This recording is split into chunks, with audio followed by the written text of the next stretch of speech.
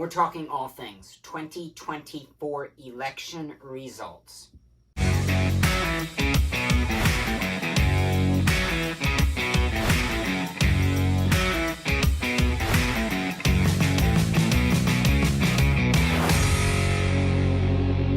the first race we're going to talk about is the presidential one, obviously. First state on the list here is Alabama. Trump took Alabama by a large margin, 64.8% to 34%, with the only blue area being the center.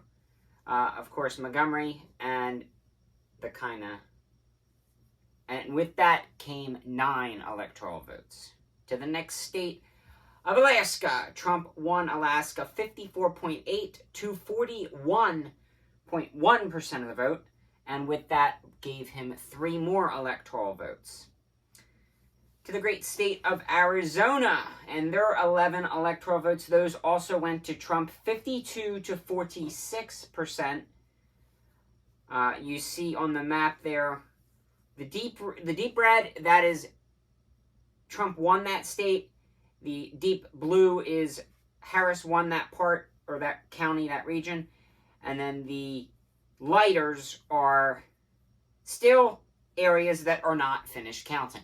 Yes, we are 2 weeks post-election, and we still have some counties not finished counting. So that's just a little bit of what the colors go into. But Trump won Arizona 52 to 46. The great state of Arkansas, and their 6 electoral votes went to Donald Trump at 64 to 33. The horrible state of communist California, all jokes aside, went to Kamala Harris 58 to 38. Again, these numbers might change. These numbers were taken as of Monday of this week. So these numbers might have since changed. It really is a shame that we are still counting votes and counting counties 2 weeks later.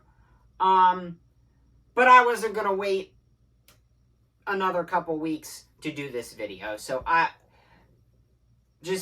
they might not be 100% accurate, but for the most part, they should be.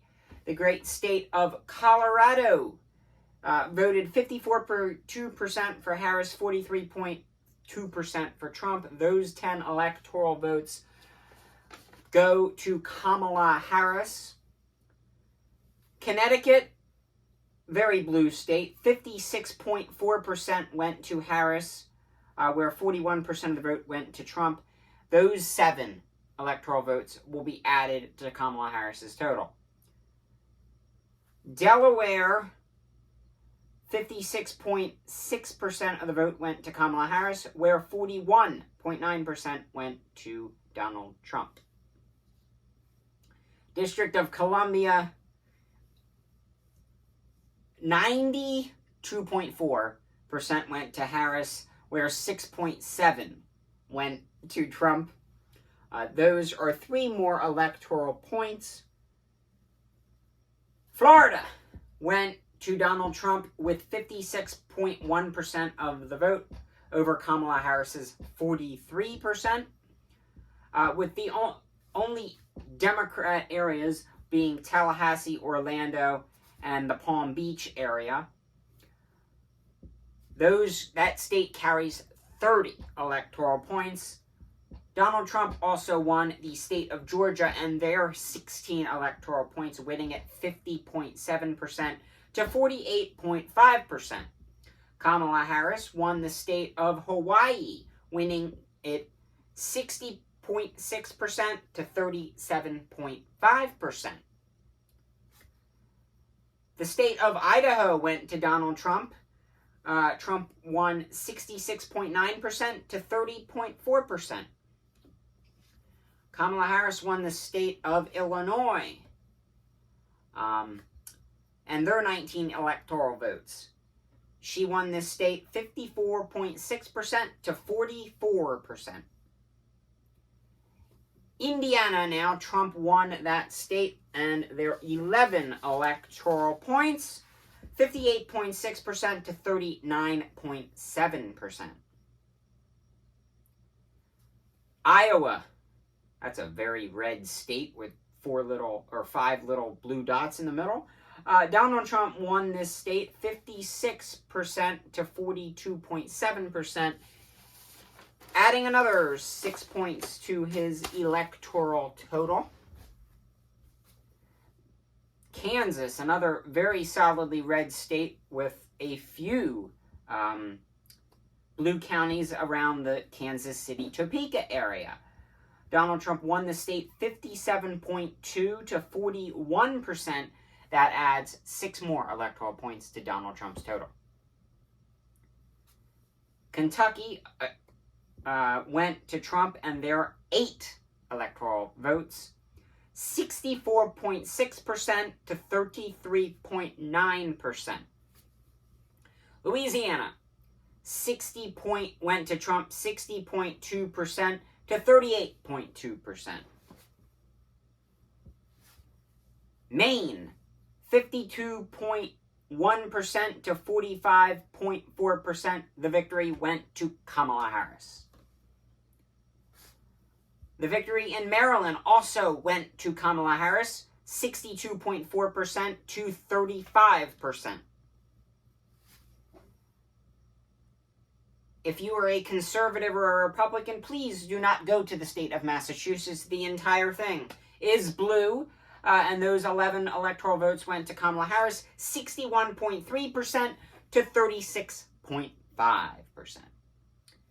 Donald Trump won the state of Michigan and the 15 electoral votes that go with it, winning 49.7 to 48.3 in a very close race in Michigan.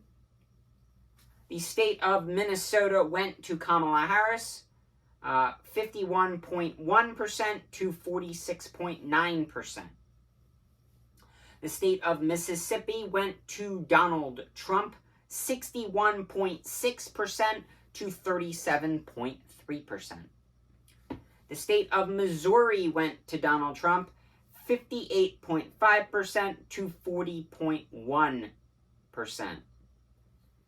The state of Montana also went to Donald Trump, 58.4% to 38.5%.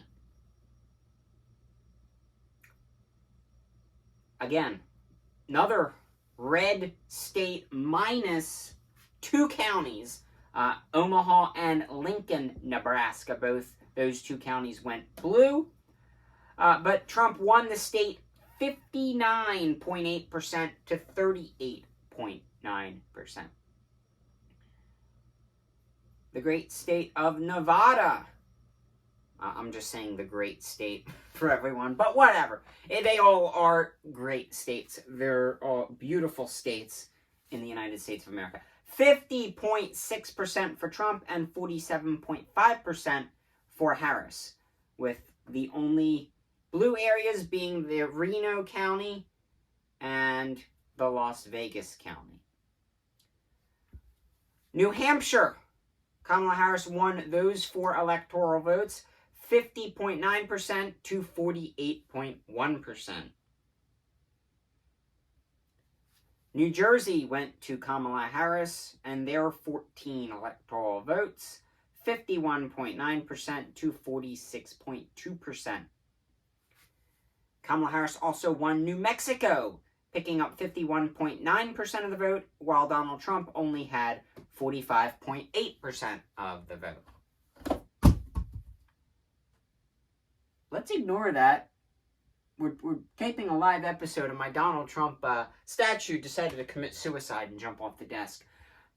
Oh, well, a little bit of comedy here. Kamala Harris won New York, 55.9% to 44.1%, and with that got 28 more electoral votes toward her electoral vote total. Donald Trump won the state of North Carolina, picking up 51% of the vote, while Kamala Harris only got 47.8% of the vote.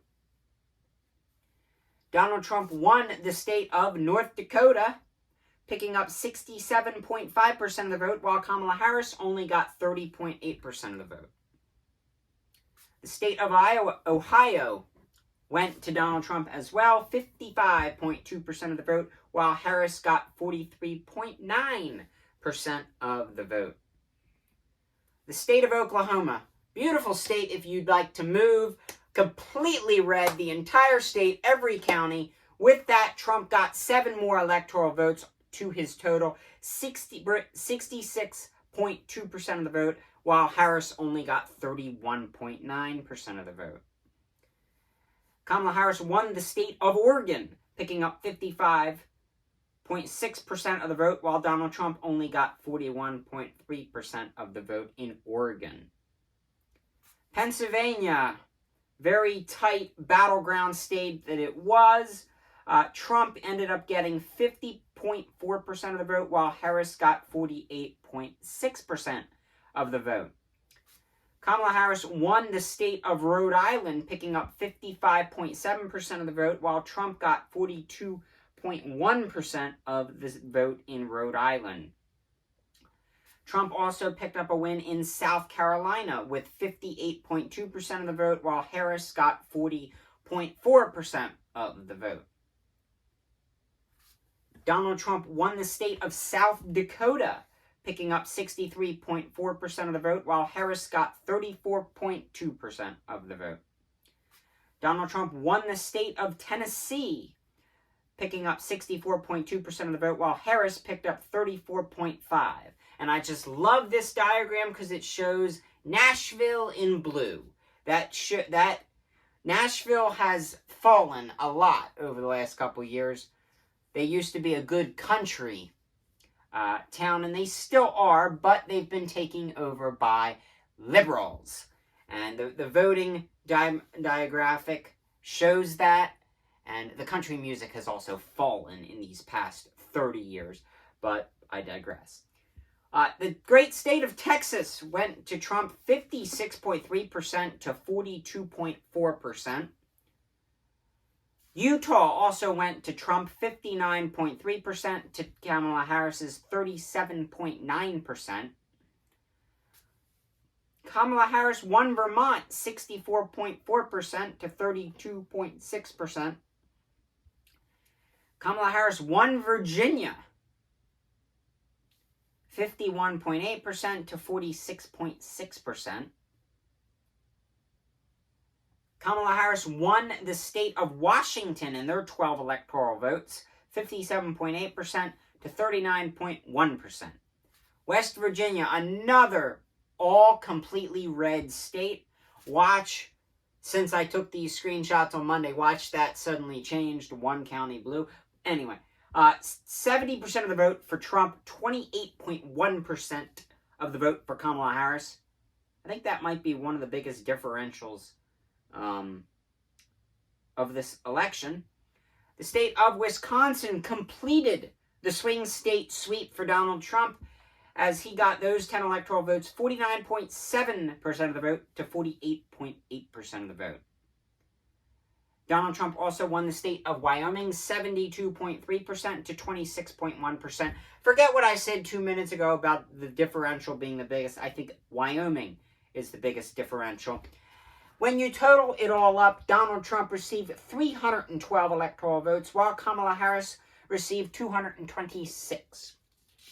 Now, for all you liberals last election or the previous elections that say you want to get rid of the Electoral College, well, that's fine in this case as well, because Donald Trump also carried the popular vote. That will conclude the presidential recap. Now, in the United States Senate, the Republicans will now hold a 53 to 47 seat majority. Republicans picked up 4 seats in the United States Senate. Let's go over them now. One of those seats was the Senate seat in Montana. Tim Sheehy beat Republican incumbent Jon Tester 52.6 to 45.5% of the vote. Another one of those seats that we gained was a Senate seat in the great state of Ohio. Bernie Moreno beat Sherrod Brown, 50.2 to 46.4% of the vote. Now, third seat that we picked up, Jim Justice won his election campaign against Glenn Elliott. We flipped that seat 68.7 to 27.8.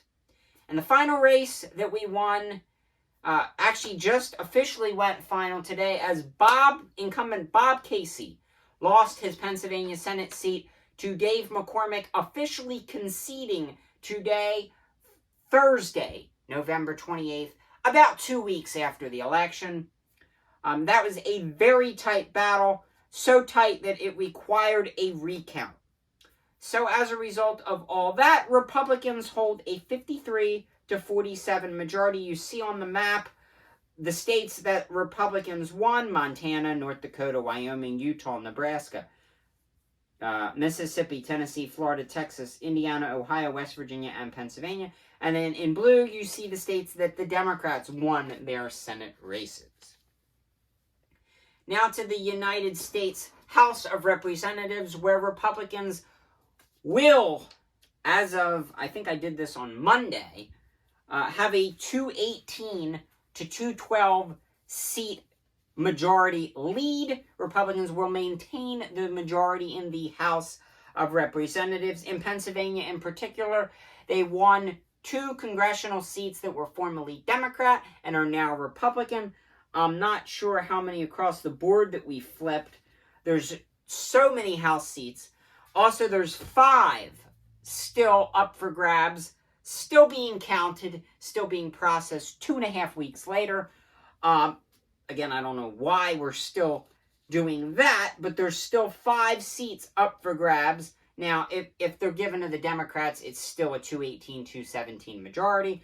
So Republicans will maintain majority in the House. In the governor's races across the country, you see on the map all the governor's races that were up for grabs. The Democrats won Washington and Delaware. The Democrats also won Mark Robinson's seat in North Carolina after a not-so-good couple of months for Mark Robinson down there. Republicans won Vermont and New Hampshire, which that differs from the presidential race because Vermont and New Hampshire both went to Kamala Harris, but they will have a Republican governor. West Virginia will have a Republican governor. Indiana, Utah, Montana, North Dakota, and Missouri will all have Republican governors. Gubernatorially across the country, we have 27 GOP Republican governors and 23 Democrat governors. So that is what the breakdowns of power look like in the Senate, House, and governor's races across the country. 2024 is officially in the past.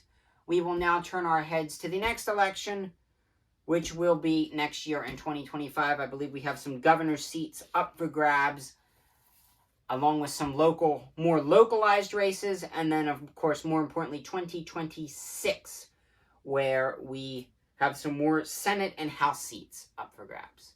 God bless. Have a good week. Thank you for watching this video. Please subscribe and follow my other accounts. You can find me on Facebook, Twitter, X, Instagram, YouTube, Threads, TikTok, Rumble, Telegram, and Truth Social. Thank you. God bless. Have a nice day.